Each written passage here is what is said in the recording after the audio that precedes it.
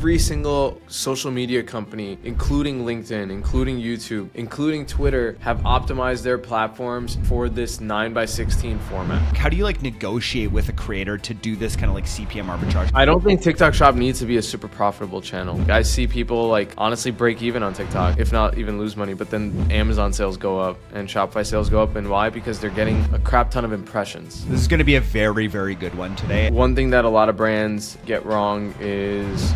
Joining us is Zohaib from Refunnel, one of the sharpest minds in affiliate and TikTok shop growth, known for breaking down complex creator strategies into simple, scalable systems that brands can actually use. This is the channel that actually pays you. If you can even make $1 on this channel, it is the channel that will pay you to get an insane amount of impressions. And TikTok in general, you're getting content from there. It's easily copy and pastable into these other platforms. How brands can take the content that they get on TikTok Shop and actually use that Omni-channel. There are some techniques. Hey guys, Jordan West back here with the top 10 questions that brands ask about how to scale from 0 to 7 figures on TikTok Shop. I'm really looking forward to this today. We're going to get into a bunch of questions. I'm going to get into my top 10 questions that I have been asked. And then as well, I've got a bunch of questions here. Also on this live today, I have Zohaib from Refunnel. Zohaib, welcome. Hello, everyone. Dude, I'm liking the what everything's looking like there.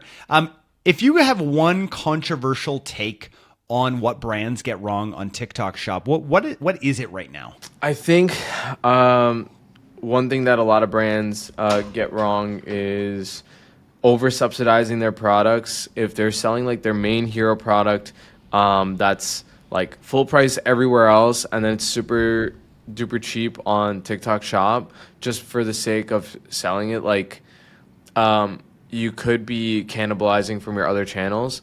I think personally, not you could be, you are. I am 100% with you. I mean, this is incredible, dude. This is gonna be a good one. This is gonna be a very, very good one today. Everyone who's watching this on YouTube or live.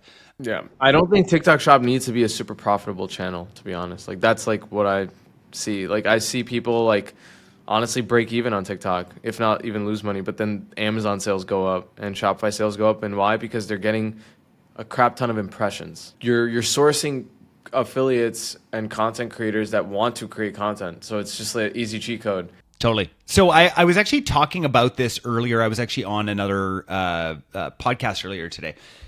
I was talking about this idea on TikTok Shop of this is the channel that actually pays you. If you can even make $1 on this channel, it is the channel that will pay you to get an insane amount of impressions, number one, right? Those impressions are all worth a certain amount of money. For me, I use $30 CPM as sort of the mark, right? So if we think about that, every 1,000 impressions you're getting about your product is worth $30 to your brand. Especially for us, we work with a lot of really well-known brands that are in retail everywhere, right? And for them, it's so important. They're seeing their retail sales just skyrocket because of course they're getting impressions everywhere. Yeah.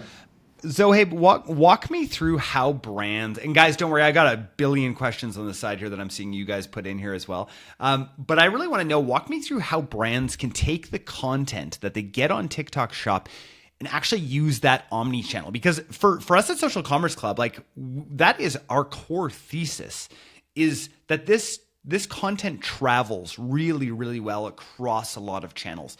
How do brands do that in the simplest sort of way? Yeah, so let's take a step back. Every single social media company, including LinkedIn, including YouTube, including Twitter, have optimized their platforms for this 9x16 format, right? So if TikTok Shop is, and TikTok in general, you're getting content from there. It's easily copy and pastable into these other platforms. Obviously, there are some techniques, and I'm sure Jordan, he does a good job with this, is, reformat the content a bit so then, TikTok Shop and TikTok aren't flagging it. But essentially, what a lot of brands that, and I've seen Jordan West do this with some of his brands. Jordan, you do this with your brands, is, convince content creators that are already working with you on TikTok Shop to repost and create new IG pages and essentially blitz. It's like a blitzkrieg on Instagram with creatives that they've already created, and they're not really doing that much more effort. And brands could easily just pay them a little bit of money to go and create this Instagram account. It could, let's say, like one of the content creators' name is like Ashley Smith, right? Hypothetically, she could make Ashley, yeah, and then Ashley, let's say the brand sells like, I don't know, like supplements, Ashley Sups, like, and then she's just putting her supplement reviews that she's already doing on TikTok Shop. She's posting it on there. Easy way to just migrate over, and you're just getting a lot of cheaper CPMs. What I like to do personally is, hey, how much are you paying on paid CPM? And if you're it's costing you less on TikTok, it's costing you less on Instagram, like when it comes to the organic impressions, let's say product seeding, and you bundle all that stuff together. Like Jordan said, with a $30 CPM, usually that's the average. If not, sometimes some brands are a little bit more. It depends on like the cost of their, how much their hero products are and how much they're spending on paid. You can easily keep justifying, hey, look, I need to keep posting on Instagram, and then you eventually move over to YouTube Shorts, and then you eventually put it on to X as well. Like I see content creators do that on all these different channels, and it's reproducible not only in CPG, it could be in honestly any industry. Like I do this on the SaaS side. Like you'll see our spamming YouTube, like, and I'm taking existing content creator content. So yeah. Yeah. No. It works incredibly well. Walk me through the CPM model, like the pay per, like essentially this is like CPM arbitrage, right? Like you are going to be paying, let's say $30, and you want to be paying, let's say $3 to a creator. How does that work? How do you like negotiate with a creator to do this kind of like CPM arbitrage? Because I think that it's like, we saw what WAP did, right, with clipping. I think that it's the same principle is going to be working across e-com, right? Because a lot of e-com brands aren't really realizing the whole like WAP model. How does that work exactly? Like, how do you pay out? Do you guys do something like that at Refunnel where you can like pay them out based on CPMs? Yeah, so the methodology of this like CPM thing is new, like to content creators on the CPG space. Refunnel essentially, that's kind of what we based everything off of. Like a huge thing that attracted me to this company was the fact that you're basically rewarding content creators to create viral content. You're not rewarding them to be super salesy. And here's the reason why that's important is when you're super salesy, people know the shtick. Oh, this guy's shilling to me. All right. And then there's a half-life for that content creator. Whereas if they're creating entertaining viral content, there's more of a trust factor that's occurring. So now here's the CPM, like the frame of mind you should be in, right? It's how do I reduce my paid spend? Like that should be the thought. And how do I keep getting more and more like warm targeted users to run ads against? Well, if you have organic impressions, your retargeting CPM goes lower, right? Because now you have like actual people coming to your website. So how I think of it is blended CPM. If that's going down, this is organic and paid, right? If that's going down, you're doing a good job. So with Refunnel, what the whole strategy is let's incentivize content creators to just get as many impressions as possible, right? So that's create more viral content, create content that gets more engagement, et cetera, et cetera. Then when you're getting that content, you can give them a percent if you want of let's say like hey, for every we'll give you like X percent over the amount of impressions you get. I like to do something where you cap it off. So like Frostbuddy, for example, great strategy that they have is they'll do like, hey, if your video hits like 50,000 impressions, we'll give you like $200, and then that's where it caps off. After that, if it goes viral, whatever, like you made the 200, like that's it. Now for the paid media team that that you may have, brand owners watching this, you now have one proof that this content, this creative is really good. You could most likely negotiate the usage rights with that $200, but like last, you can literally, where did everything go? Lastly, you can essentially like run retargeting ads against all the people that are visiting your page, and that's the goal. Like I'm seeing brands lower their CPMs across the board. This is why the blended CPM metric is really important.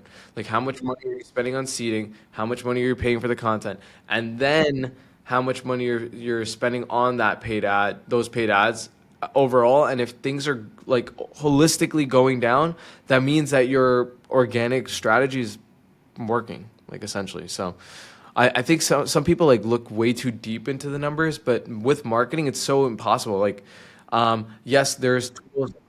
So I totally agree. I want to step in here for 1 sec. One of my takes in this space is that the worst thing that happened to brands is multi-touch attribution. Like, so you're telling me you think that that is how somebody buys is based on this multi-touch attribution? Like, the amount of times that I'm buying a product or that I think about a price. So recently, I bought the DJI Osmo 3. I saw Shin had it as well that he's doing for his ice vlog there, and which is so good.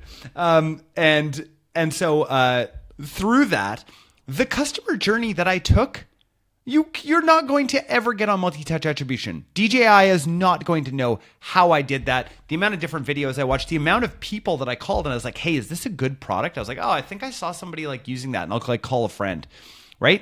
You cannot know their journey. Like it is actually like asinine to think that you know somebody's exact journey. This is why I believe in this halo effect, right? Figuring out where halos come from. That's what we're building at Halo, right? We'll be releasing it pretty soon. Is this idea that like, oh, it's actually ripples, right? So like, what are the things you're doing, the actions that you're taking today that ripple? Now, one of the big actions that you can take today that has ripple is whitelisting content across different platforms, right? Remember, when people argue with me about whitelisting, like, oh, I don't know if it's that good. I'm like, TikTok Shop, the entire thing is whitelisting. Like the entire thing, that is what TikTok Shop is a giant whitelisting platform. It obviously works, right? It works incredibly well. I think the problem is most brands, like it's taken a lot of energy and effort to actually whitelist over the years. I think most people don't know how to do it. You guys built that into Refunnel this year. Talk to me about that a little bit. Yeah, I can actually even show you guys. So look, one thing that's really difficult is getting a content creator to essentially set up the permissions and the rights and all that stuff to give you whitelisting access. They don't know how to log into, let's say, Meta Business Suite, or, you know, some people know Spark Code stuff, but if they're not on TikTok Shop, usually they don't. So how do you make that stuff easier? We built a one-click whitelisting solution, and I don't want to shill too hard, but I will say that there's a guy on this call right now that is a whitelisted content creator for even Refunnel. So who? I don't know, man. His name starts with a J. But basically what we're seeing right here is one landing page. Essentially, this is Ridge. They use this quick little landing page where they're going over what the benefit is of whitelisting, right? Not only are they going to pay the content creator, they're telling them, like, hey, look, we're going to boost your account. Like, you're not the only person. We're not the only people winning here. Your profile is going to be shown to hundreds, if not thousands of people if, you know, the video is popping off and doing well. So all that person needs to do now is put their email in. So this is my actual account. I'm a whitelisted creator for them. They put in, like I put in my IG handle, right? And I'm going to press play in real time now. Essentially, Ridge DMs them. They'll get a quick little like approval page. And what's happening right now is I didn't have a Facebook page, like identity created. You cannot run a paid ad without the Facebook identity, which is annoying. And content creators don't know how to set that up. It's annoying. It's a headache. Go into Meta Business Suite and try to do it yourself for your own account. We've run into this so many times, by the way. Like, I just want everyone to understand, like, this is the pain right now. Yeah. So essentially what we did was we created that in the back end, and now you can run meta ads. And I'll tell you this, I'm running these ads for Refunnel today. Like, we use whitelisting, and I know there may be a SaaS brand or two that like may listen to this, but all of our ads are through whitelisted content creators. We do not run any ads on our own account because we noticed when I was running ads on my personal account, it cost me about $70 to $80 per lead, like per like person to subscribe to our newsletter or book a demo or whatever, right? Like just giving us their email. When it came to like running the ad through Jordan or running an ad through another content creator that their focus is on something else, our spend went down to like $8 per lead. Like it was ridiculous.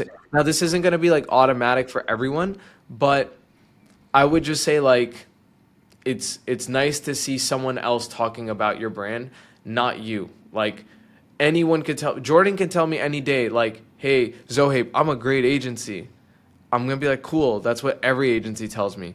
But it's when Jordan has 15 other people telling me, oh yeah, like, yo, I love Jordan West, right? Then I'm like, okay, yeah, I got to collaborate. I got to hop on his podcast. I took him seriously then. It's the same thing.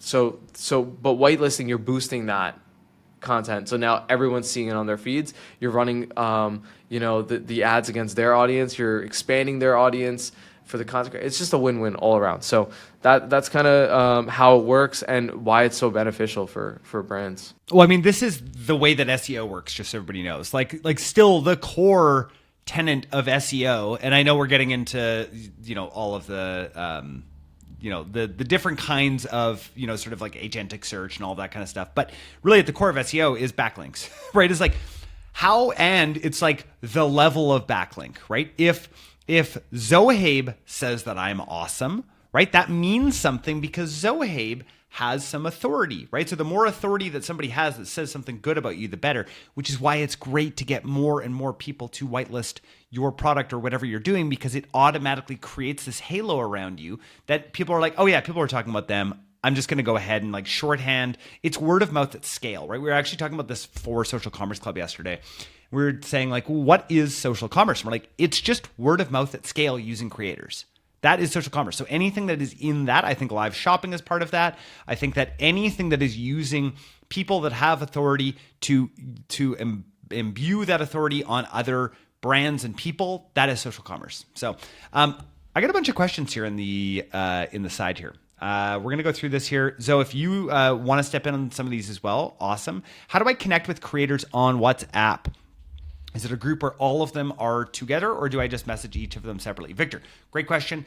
When we talk about building a WhatsApp or a Discord community, we're actually inviting people into that community that we build ourselves. You don't go out and go and talk to them on through WhatsApp. You're actually going to be getting their contact info through and getting them to actually join your group through a link that you create for your own WhatsApp or Discord community.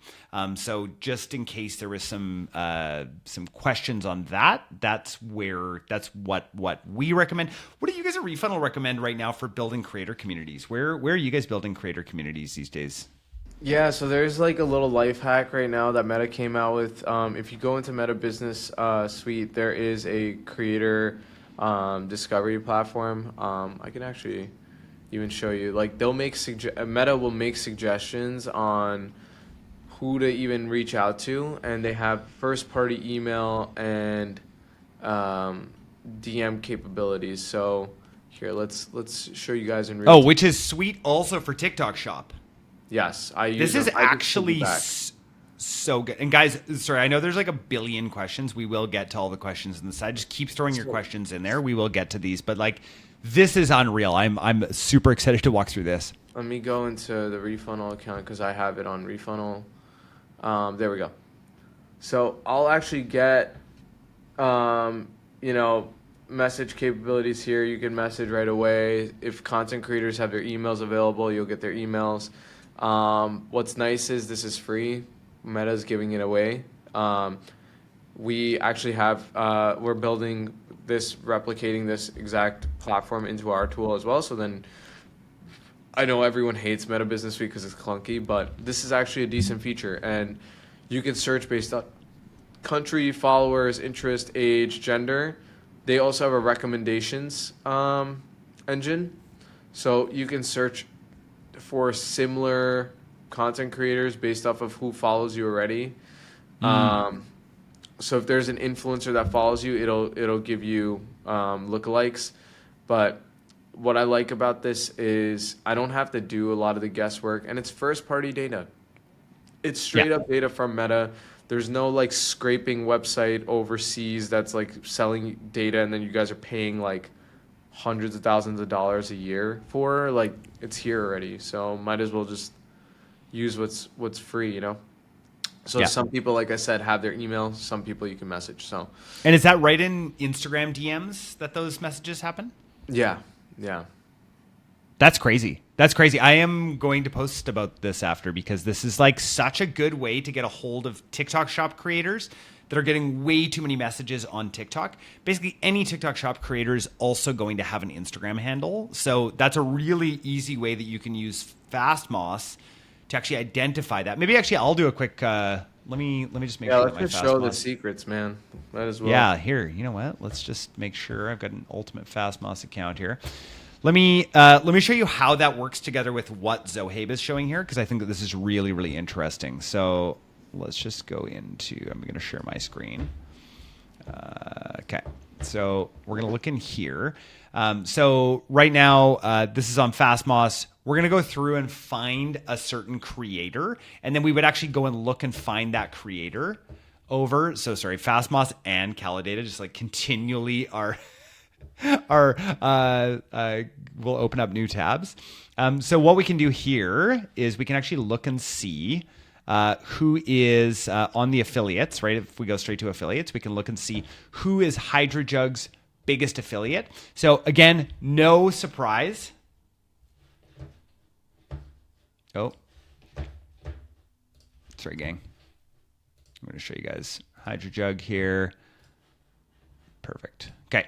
So on FastMoss right now, no surprise, HydroJug is their number one affiliate. So they are using, this is their own marketing channel, which is really, really interesting. And also something that I want everybody to note, that your account, right, your main brand account should be the number one account, right? You should be taking all of the content that works from people like Dallas and Britt Elizabeth and Ariana, taking all of that and turning that into your content, right? So whether you're using that content and you're chopping it up and you're asking them for use of it, or your internal person is actually just copying the content that works and then adding a new flair to it, this is what you should be doing.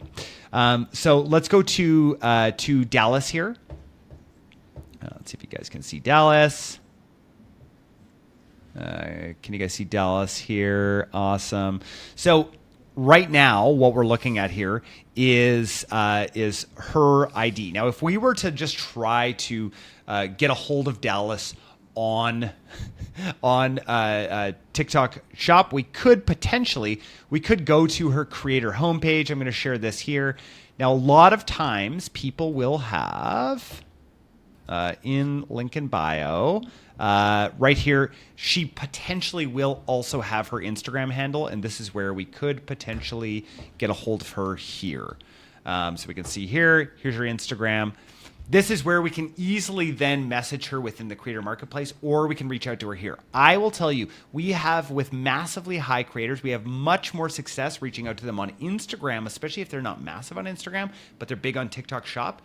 Way more success reaching out to them on Instagram versus TikTok. So just so you guys know, like there is a ton of like actual work that it takes to do this here. Now, if you're using Atlas, you can actually get Atlas, ChatGPT, OpenAI's Atlas. You can actually get it to do a lot of this work for you if you are logged in. So just like another little hack for you guys here on this. All right, I am going to answer a few more questions here. Okay. Oh man, we got so many questions to go through here. Okay, I'm up at Sam's question here. So earlier this year, we had an agency send a ton of our products to affiliates, like 400 to 500, and they all posted months ago. Is there an easy way to blast message them in TikTok to ask them to post again? So, hey, do you know the answer to that? Is there a good spot to be able to like easily blast them out? Let me see this. I just got to reread this question because I blast out the, yep, there we go. Okay. Is there an easy way to blast message them in TikTok? I mean, you can use a few of these like bot tools that are out there. Jordan, you have a preference, right? Like you guys use Reacher? I'm a Reacher guy, so I would recommend use Reacher. Yuka is another one, right, that you could potentially use, but like that's going to be your best bet, is like to then run all of the ones that you've actually sent stuff through to. Use one of the bot tools to then re-engage them. That's what I would do. And then my recommendation also is that I would take that, right? I would in the message, the most important part of all of this, Sam, is the actual message itself, right? And so what I would do is find one video that's potentially gone viral or a creator that's made some money and just say, hey, by the way, we sent you this product a while ago. Some creators are making some crazy money on this. Here's what they did. We actually wanted to reach out and offer you blank amount of commission for the next month, right? Like it's that kind of stuff that I would get to. So don't waste those 400 or 500. Those should be already in there. And like, don't manually do this stuff. Just use Reacher or Yuka. Like it's really, really important. What are you sharing there, Zoe? Yeah, so there's this brand called Pavoy, and what they do is to get people to post more, they'll send them a challenge, like through Yuka, I think, or Reacher, one of these tools. So they'll send like a challenge, and the tool I'm showing you is ours, but you can, I don't know. I don't know if there's other tools that do this, but we do this. But the thought process is you set up tiers, right? And you give them bonuses for making the additional content. So like these guys are like, hey, post 3 pieces of TikTok, and if you hit 1250 GMV, we'll give you like a new prize pack or whatever. This person will get 500 cash back if they hit 3,750 in GMV, et cetera, et cetera. So like this is like to keep incentivizing content creators to create more. Like cool affiliate GMV is nice, but getting an extra bonus gets people to make that extra piece of content. You just got to keep hitting these dopamine receptors, to be honest, for these affiliates. Like, because think about how many other brands are hitting them up. Like Jordan, you probably have so many people that you're like the brands that you're talking to and helping, like they probably have like the affiliates rather, they probably have like 15 other brands hitting them up, and then you kind of have to make sure like you guys are on top of mind, so you're constantly reminding them like, hey, it's not going to be the first message that they're going to respond to. We'll have to no, and it's like however many messages you think you should send, like 10x that, right? Like people are not thinking about you and your brand, right? The creators are not thinking about you and your brand. They're thinking about themselves and how they can make money, right? And so if you can constantly be thinking about that, like, okay, how can I make what's in it for them? What's in it for them? Running these big contests, like, again, the top prize being absolutely insane is wild. Like the last call that we did like this, Curtis Matskow from Portland Leather Goods was on, and he was like, can we give away a house? It's like, sure, go ahead, give away a house. Like if somebody hits something insane, give away a house. Do something that wild, because that is what it takes for people to be like, and again, it doesn't have to be like, oh, we're going to give away a house to like anyone who posts. It's like, no, if you produce $1 million of GMV, we're going to buy you a house in Austin. Okay, cool. Great. Like it's that wild and that like aspirational of things to do. Maggie has a question here. If we fulfill orders, TikTok shop orders with Shopify or Amazon MCF, how does TikTok make money? They make their money on the percentage they charge between 5 and 6% on your actual orders. So that's how TikTok Shop is making money. They also make a ton of money with ads. Don't worry, TikTok's making lots of money. All right. How many outreach messages do you send per week? What is a good conversion rate? So let's start with that question first. My recommendation on how many messages, as many possible messages as TikTok Shop will allow you to send. Using Reacher or Yuka is just the only possible way to do it. Do not go manually do all this. The other day I was chatting with a brand that I advise, and they're like, oh yeah, we've sent out 100 messages. We've talked to 100 creators. I was like, and they said, oh, we've only gotten a few responses. I was like, 100? 100? Talk to me when you've done 10,000 messages. Talk to me when you've done 100,000 messages. There's 2.7 million affiliates, right? This is just a numbers game, guys. It's just a numbers game. Zoe, anything to add? Yeah, it's like anything cold outbound. I mean, you got to shoot your shot and hit up as many people as possible. Otherwise, like, yeah, you're not like, look, even if you do hit up someone, that person might not like your offer. So, You know, let's say you get a response. So like, yeah, it's a volume game, to be honest. So yeah, like Jordan said, just hit up as many people as possible, and yeah, just use an automation tool, Reacher, Yuka, Kruva, whatever. Like, there's so many of them. Just use one of them. Yeah, but don't do that yourself. That's where, like, you know, using AI, it's like You're gonna burn out, and then if you hire people, like, you know, to do it manually for you, it's just like they're gonna hate their lives too. So it's just better to just automate. there's just no value in you doing it personally. I don't get why brands want to do it personally. That's not one of the places that I would do that. It's not because it's DMing. It's just not high enough value in my mind that AI can't do that right now. Like, that's the perfect AI use case. So the, like, how many outreach messages do you send per week? Like, as many as possible. And it really depends on how many samples you're trying to get out there and the quality of creator that you're trying to go after. Right. So, and it really depends how much your sample is. Like, you know, we were going to work with a brand that their product cost for certain items is like $100. And so that's a lot, plus it's a fairly big item. So shipping that out, like, that's freaking expensive. So we want to make sure that we're like not, that we're not sending out samples to everyone, but for the majority of people, just remember, like, these samples are very, very worthwhile to send out. I want to add one hack really quick is go to creator events. Look for TikTok creator events local in your city. Like, I was just like strolling around Beverly Hills and they had one. And I'm in Dallas and they had like a few meetups.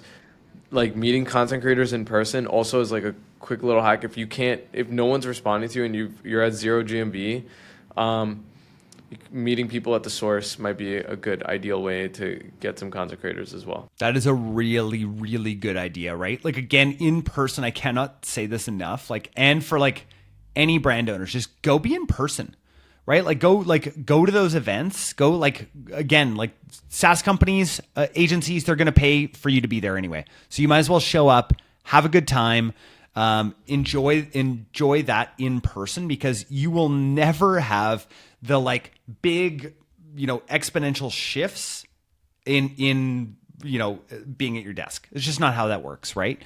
This kind of stuff is great, but like being in person is so ridiculously important. Can you send briefs to affiliates? Absolutely. Absolutely. How many samples a week should you be sending? Really, at the end of the day, it comes down to like the kind of growth that you want. I mean, my recommendation is like start like minimum 200 samples a month, but like I would go way higher than that, even if you can. Like, again, like, you know, last time we were talking all about Portland leather goods, I was like, send 1,000. Like, really, at the end of the day, like, if product cost, I think for them it was like around $35. It's like, that's 35 grand of samples. Like, how much better is that money spent to make your entire funnel better, lower your CPMs, lower your CPAs by sending out all of these samples when you're spending like $10 million a month, right? Like, it's just a no-brainer to send samples out to people. That's what gets word of mouth going, right? Is that. So, Sam, number one tip to make GMV higher for live shopping sessions. I'll take this one first though, Habe, and then I'd love to hear if you have anything to add. But like, to me, the big, like, you know, live shopping GMV accelerator is really about keeping people interested, having some FOMO, right? So whatever you're doing on live shopping, make sure that you have like a limited amount of something. Maybe there's a discount. I think discounting is always like the lowest common denominator. So you could have some kind of discount, or you could have some kind of bundle that they can only get there. Also, make sure you're really prepared. So just so everyone knows, like, we're launching potentially the biggest live shopping venue in the world. Like, it's that big right now that I'm working on in the background right now. And we are going to be like training our live shopping people like crazy, and being set up is incredibly important. So I would go to ChatGPT, put in your product URL and be like, I'm about to do a live shopping event. Give me like 300 talking points of what to talk about. And then you just like constantly have to be like, oh, another question. And then constantly get people to be asking questions down below, right? Constantly be like, hey, who's got a question about this? Awesome. And then call them out by name when the questions come in. That is engaging, right? And keeping people on for that is really engaging. And then like slipping the product in and being like, oh, okay, like, and it also does this, it also does that.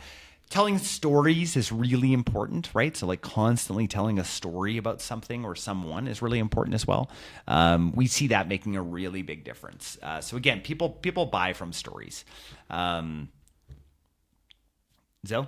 Yeah, I think at the very least you should be doing it. Like if you're not doing live shopping at all, you're missing an opportunity because I think it's like only, I was talking to the TikTok shop rep, it's like only 1% or less than 1% people even do live shopping.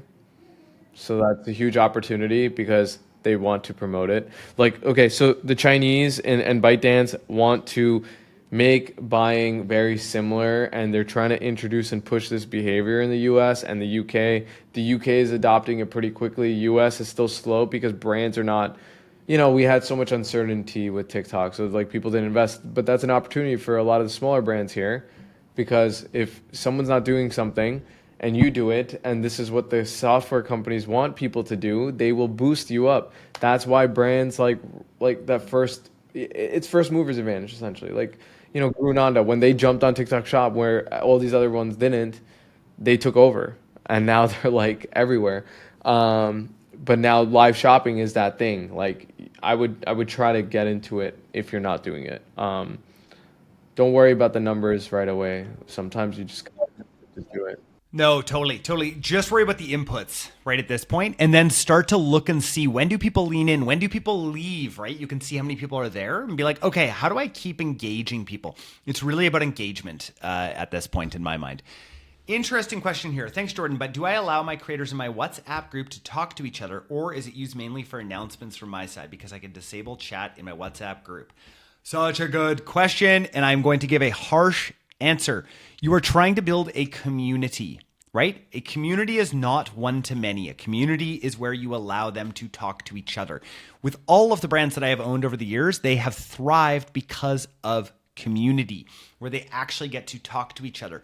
Also, you have to do a lot less work when your creators are talking to each other and goading each other on to do bigger and better things.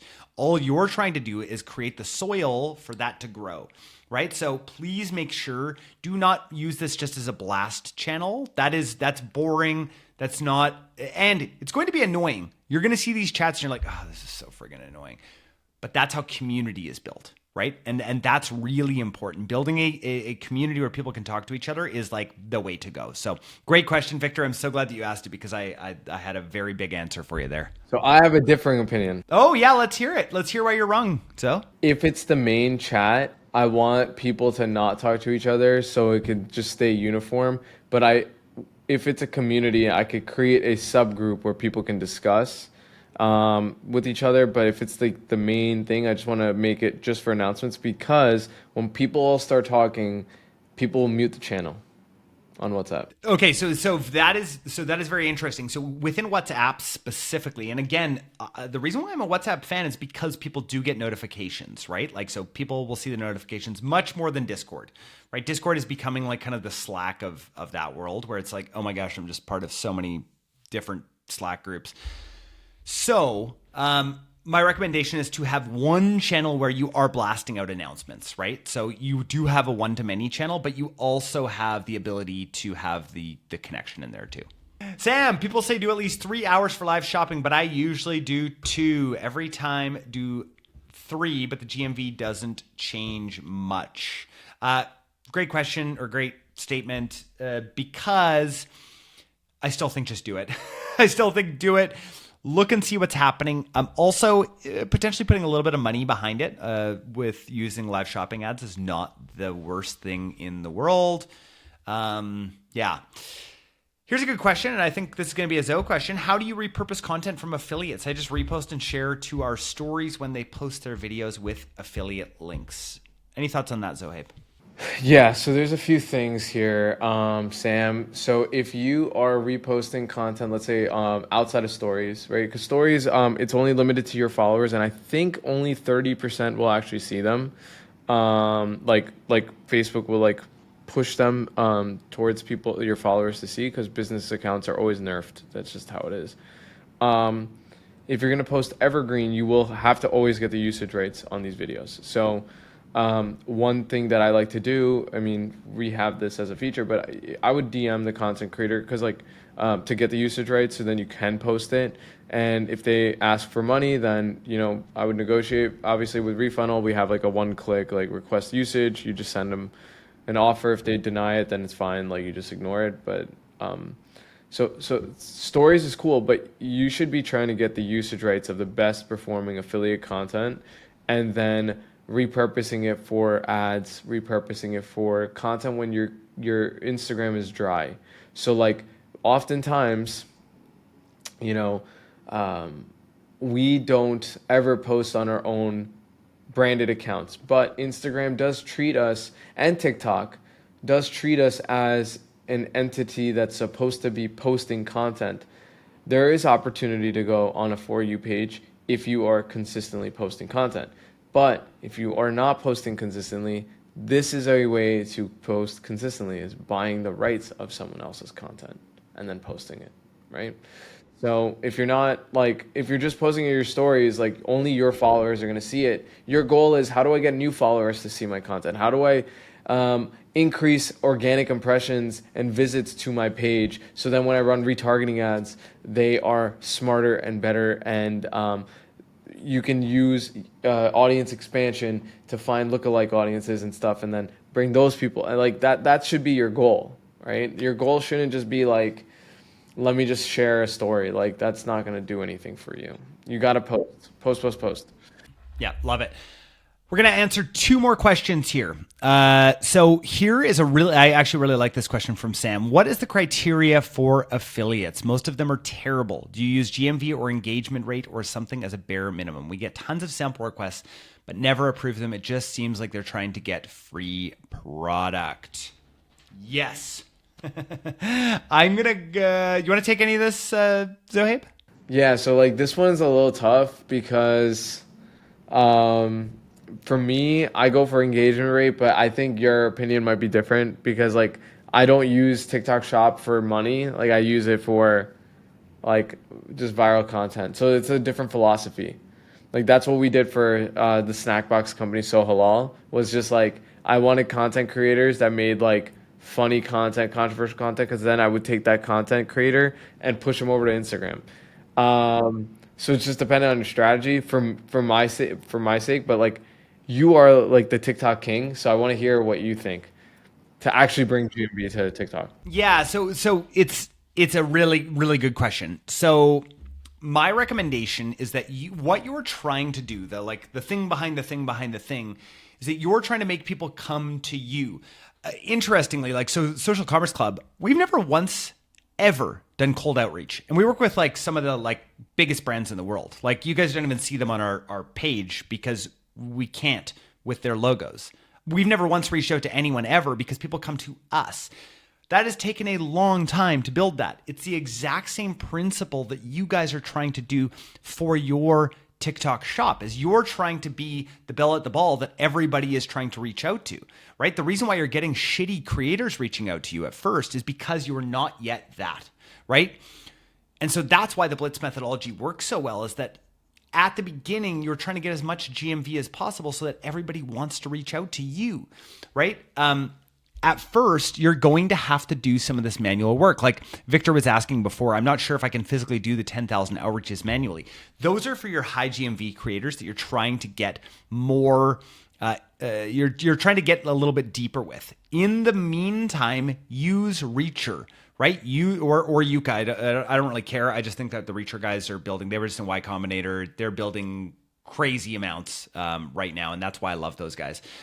But what you need to be doing is you trying to dictate who you want to go after. And again, 2.7 million affiliates. Number one, don't take anybody without GMV. That's I just don't think that you want to be the one to risk unless they commit to like doing like 30 videos for you, right? Like being like, hey, if you can work out some kind of deal where they're actually making videos for you and for your page, awesome. At the end of the day, it's like, this is all sales. You're all just doing sales with your creators. It's just that creators are the ones that you're selling to while you're doing this, and you're trying to find the best creators. Now, good creators beget good creators. That's the other thing too, right? Like if you get great creators on, you're going to get better creators because they see their friends. If you get crappy creators at the beginning, guess what? You're going to get other crappy creators, right? Like they all work together, right? And like goes to like. So that's Life is like high school, where it's your first day of high school, and where you sit at the lunch table the first day is going to dictate your first year. And like, if you're hanging out with the popular kids, you're going to be with the popular kids. If you're hanging out with the nerds, you're going to be with the nerds. If you're sitting alone, it's going to take you a long time to, don't sit alone. Whatever you do in TikTok shop, do not sit alone. Exactly. So and that goes with any sort of business. Try to always find people that will fit your brand. Like the first few creators are super crucial. Okay. We got a 8 million follower account for So Halal to do our product for free. And that was because we got a bunch of content creators that we knew that he followed, and they spammed content. And they were micro creators. They were much cheaper, but then he kept seeing the posts. So yeah, just a little hack. That's absolutely nailed it. It is all about building influence, right? At the end of the day, what you're trying to do is build influence around your brand. And at the beginning, you don't have any influence. You need to buy that influence from other people. I think we're going to end it there. Zoe, any final words before we go? I would say think of it just like if you can find like that analogy of like and just kind of go deep into it. Just think about your experiences in high school, middle school, whatever. Like TikTok Shop is kind of like that. Like if you're not finding people, it's not just kind of like that. Like it is. It's high school. It is high school. Like honestly, like when I started relating back, like I was like, well, how do I get to that super popular kid? I got to be friends with all that one popular kid's friends.